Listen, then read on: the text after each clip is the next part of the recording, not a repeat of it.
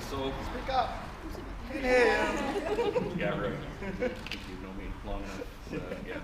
So when Henry first raised the suggestion of me saying something today, I thought I might model my speech after not a famous speech, but a relatively well-known wedding speech. So I started putting some thoughts together around having and sharing and giving, but then I couldn't figure out what to say after that, so I just abandoned that whole plan. So if you're not familiar with the speech, so you can ask Henry, he knows the one I mean. And if you are, then sorry, apologies in advance if this speech doesn't turn out to be as good at that as that speech. Don't worry, we're sharing and forgiving now. Okay, yeah, good. Are you receiving is the question. Oh, yes. So while I'm still just getting started, getting to know Amber, I think I can say that I know Henry very well.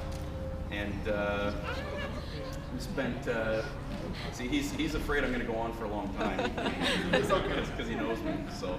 Give me time. So we spent about 8 years together in school, and then we spent almost another 8 now in business together.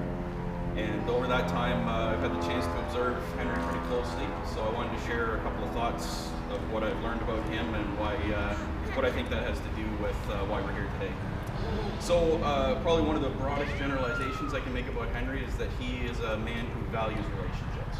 So I've seen it in many aspects of his life, and I've known people who connect very easily with people, but then have kind of relatively superficial relationships.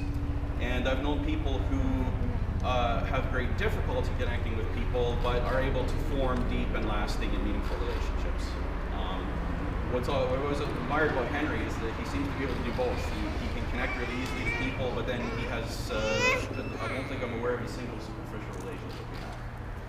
So I think that all comes out because he really actually cares about people. So I can also say about Henry that he is,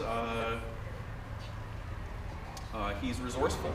So I've seen many times, especially in business together, where, you know, he cobbles together a, you know, seemingly unrelated set of pieces and tools and spare parts to solve a problem that seemed really daunting, but he pulls it off. I can also say that he is adventurous.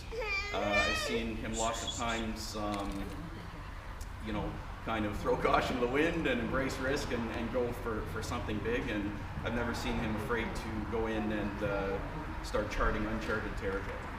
So, as I say, I don't know Amber as well, but I know I can see already some ways that you already embody some of those characteristics, and I can see that Henry is very lucky to have you, because I think that he, you know, the best parts of those aspects I see coming out since you've been in his life. This is, I mean, more easily coming to the surface. So my kind of closing thought: what does all this have to do with today? Well, marriage is an adventure. And so an adventurous spirit is a good thing to have for an adventure. I can tell you in my own life, kind of next to and flowing out of my relationship with God, my relationship with my wife has been the most important relationship in my life. It's been a source of tremendous joy. So, like any good adventure though, any adventure worth having, there's peril as a part of the adventure. And that's where resourcefulness is really helpful. Right? Can help you overcome some of that.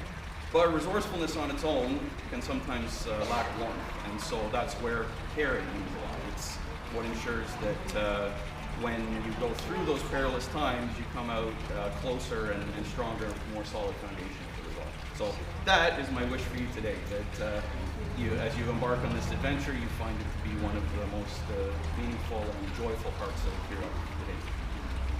Amen.